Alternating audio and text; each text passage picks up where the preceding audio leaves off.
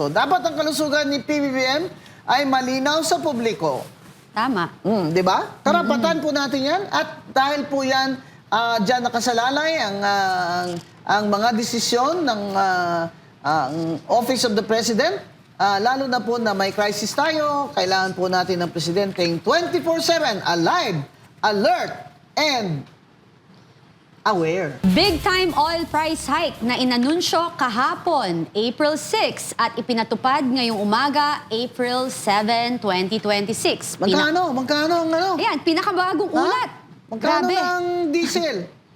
Pinakabagong ulat sa presyo ng langis, effective April 7, 2026, ito ang pinakamalaking itinaas sa kasaysayan ng bansa sa loob lamang ng isang linggo dahil sa tensyong US-Iran. Ayan, Mama Bing, diesel. Magkano ang diesel ngayon? Dagdag ng presyo sa diesel, ang dagdag ng 18 pesos, 80 centavos. Hanggang 19 to 80 kada litro. Grabe. Ano yan? Di 140. O, ayan na. 146 to 147.60. Apektado po talaga dito yung mga jeepney driver. Yung mga Grab kasi, mga taxi driver, gas yun. Dito, jeepney driver talaga. Ito talaga ang umiiyak na kailangan ng ayuda. At saka, Mama Bing, may mga ulat sa ilang probinsya na inaasang aabon pa ito ng 170 per litro. Grabe. Pinapa-relax Ngayong lang linggo. tayo ni BBM, ni Attorney Claire at ng Secretary of Energy na sabi nila meron daw parating na galing sa Russia. Parating pa lang po yun. Tsaka isa lang po ang refinery, yung Petron. Kaya nga, napipressure nila si Mr. Ramon Ang. Sabi naman ni Mr. Ramon Ang, kung gustong bilhin naman sa akin ng gobyerno itong Petron, willing naman ako. Ayun, ang sagot niya na hindi daw sila magpa-profit o kikita ng sobrang-sobra. Di ba? Yun ang sabi ni Mr. Ramon Ang ng San Miguel. Dapat po, lahat ng mga negosyante sana, especially, Kati, yung kanina sumakay ako sa Grab. Sabi ng driver ko, 20 to 30% daw ang kinakaltas sa kanya ng Grab. So, maawa na lang po kayo sa mga Grab driver. Baka naman habang may fuel crisis, kalahati lang po ang kunin yung porsyento sa kumpanya ng Grab. Oo nga, grabe yung dagdag na presyo ngayon, mga kababayan. Plus 4 pesos 90 centavos hanggang 5 pesos 90 centavos kada litro. Grabe. Wala na ako sumasakay na nga lang ako ng Grab Pero dati na ako sumasakay kasi gusto ko, may kausap ako. Alam niyo naman ako, gusto ko lagi ako may kausap na tao. Kawawa nga pati raw yung mga yung mga jeepney drivers are really having a hard time right now. Neto nila, 200 to 300 pesos na lang isang araw. Itong Grab driver ko kanina, Kati, ang kita daw niya sa 18 hours niya pasada 500 pesos na lang ang neto niya. Wow, Magkano po ang bigas ngayon, Kati? Diba 60 plus or 67? 60. Pinakababa yung 60. So, sa kita niyang 500, in a family of 4, 3 kilong bigas na po kailangan bawat araw dyan. 67 ang mahal. Ang 60 yung average price.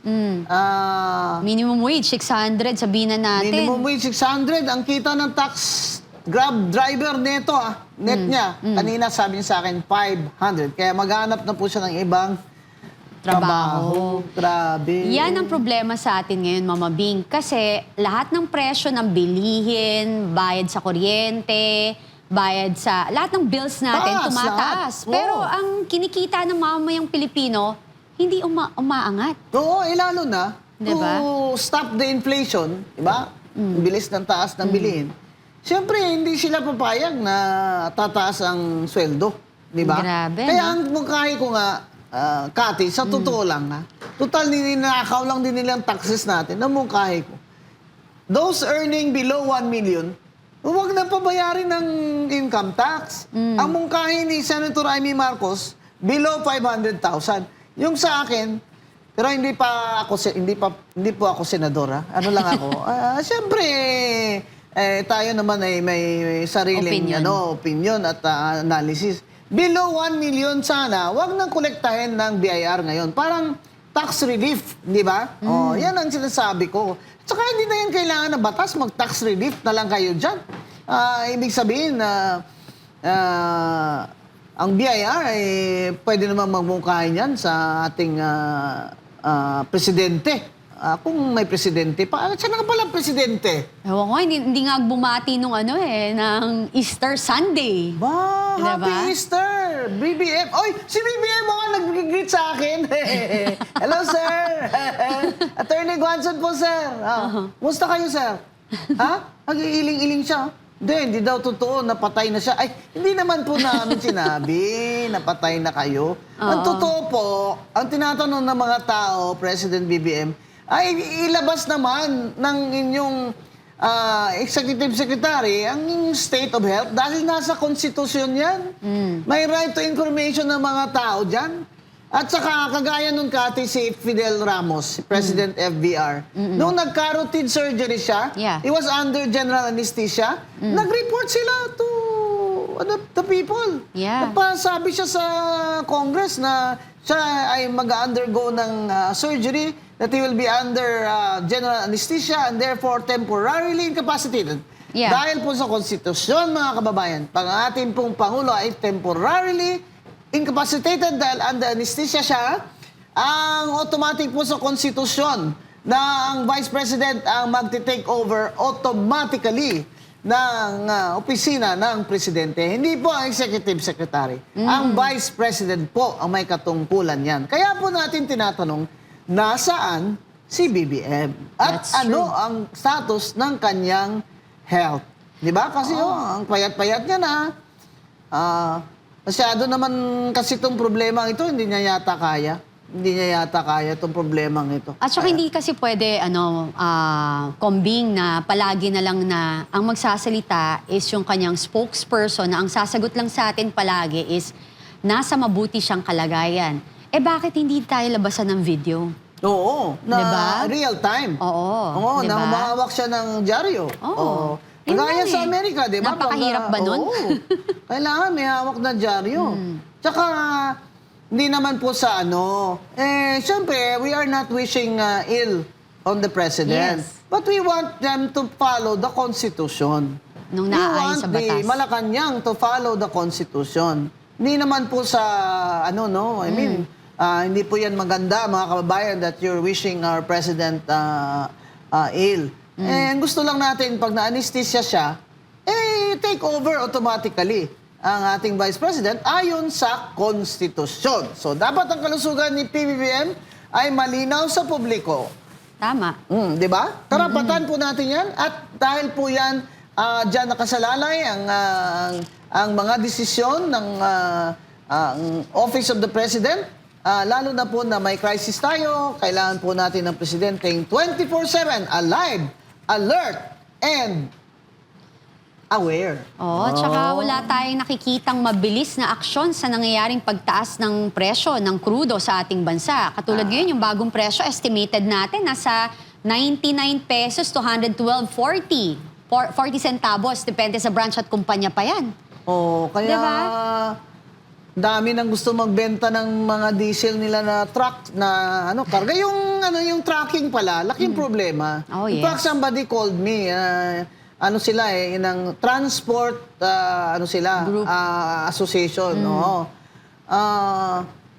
May isa pa akong kilala na meron siyang trucking, more than 400 trucks. Grabe. Hindi na nila alam anong gawin kasi yung kontrata nila, hindi naman sila pwede magtaas ng presyo. Pag may ganyan na fuel crisis. At kaya, kung wala naman po silang i-deliver, paano na po ang economy? Tanggalin talaga natin yung tax muna. Yun. Tanggalin muna natin yung tax. Mama Bing, may napansin ako sa'yo. Hindi naman tayo nag-usap, no? Nakadilaw ka. At ako, hindi ko akalain nakapink ako. Hindi ko sinasadya. Dilawan naman talaga ako, di ba? Uring ako na dilawan eh. Yeah. Kami ni Congressman Erice. Yeah. Wala po tayong kulay-kulay dito, sa totoo lang. Kailangan po yung totoo lang. Para sa bayan. Oo. Diba? Hindi po importante kung anong kulay-kulay mo dito sa... In fact, all of us should be united now in this crisis. Yes. We should look at the issues, not our political affiliations. Hindi ba? Yeah. So, grabe na po itong crisis na ito. Sasabihin nila ni BBM, tighten your belts. Sir, wala na nga kaming ita-tighten eh. Dahil maliit na nga kita ng mga tao eh. Tapos tighten your belts pa. Oh, yun yung nakakalungkot, Kombing. Kasi, yun nga, inuulit ko, na lahat ng presyo ng bilihin, commodities natin, ngayon, ang krudo, is ang tataas. Pero yung way of life, living, sweldo ng mamamayang Pilipino, kinikita, hindi nag-i-improve. Kaya yung excise tax, ay tanggalin na muna o huwag kolektahin dahil 10 piso yon sa gasolina bawat litro. Diba? Yes. Yung sinasabi kong income tax below 1 million, huwag na munang kolektahin ng gobyerno. Magpa-file ka pa rin ng income tax return mo, pero Exempted muna. Parang alam na, nag-file ka lang, ganito yung income mo below 1 million, tatatakan ka ngayon na no tax due. Di ba? Yeah. So, ang iba pa hong pwedeng gawin, yung sa transport naman, alam naman natin na everybody has a problem, but yun nga yung mga Grab, baka naman pwedeng bawasan nyo naman yung porsyento ninyo. Muna, Kasi kawawa naman sila. Ha? Sabi So, mo nga, Mama Bing, di ba, ang bagong mahirap ngayon are middle class. yes, the new poor. The middle class is the new poor. Sila ang nagbabayad ng malaking bloke ng tax, lalo na ang mga government employees, above, what do you call this, across the board sa kanila, on the average, 32% ang kanilang binabayad na income tax, pero hindi umaakyat ang kanilang sweldo. Baka naman pwedeng idagdag yun na rin na those government employees na ang sweldo lamang ay below salary grade level, ay baka pwedeng ganun na rin po. Kalahati na lang ang ibayad muna. Yun na hindi na 32%. Yan. The middle class in the Philippines is now the new poor. So, ang problema, yung maliliit na negosyo, kasi wala naman silang kapital, hindi ba? That's true. Yun ang Kawawa problema. naman. So, paano gugulong ang ekonomiya kung walang transport, walang construction, mataas ang bilihin, kaya konti na lang ang buibili. No, yun ang problema pa mga kababayan dahil isa sa mga solusyon dyan ng mga tagapagmahala ng economic policy ng ating bansa at fiscal policy, isang solusyon dyan para mabawasan o mababa yung inflation rate o kaya ang taas ng mga bilihin ay itaas nila ang interest rate. Yes, Kunyari, exactly. may savings ka na 1 million. Imbis na itago mo, ipasok mo sa bangko dahil tataasan nila ang interest rate doon. Yes, sa pera pakitain mo. nila. Oo. Pakitain ng tama. So, ibig sabihin, less na naman ang gastos. Yeah. Dahil pinasok mo sa bangko di ba? Imbis na magkapital ka more sa negosyo mo, hindi naman ka kumikita ngayon ng maganda, ipasok mo na lang sa bangko and wait it out. Ayun, dahil konti na naman ang pera sa ekonomiya, ay yung tinatawag na nagko-constrict, no?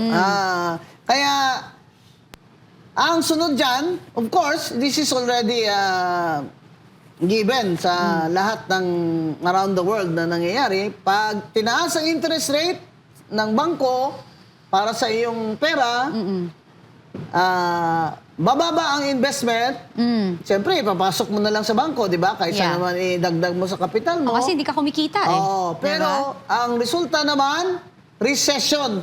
Ay, ewan ko na yung recession na yan, PBBM. Explain mo na sa amin kung paano mo. Susolusyonan. Oo, kasi nakakapagod na po. Kami naman kami po dito tinatanong din po ng mga kababayan kung ano po ang solusyon dyan.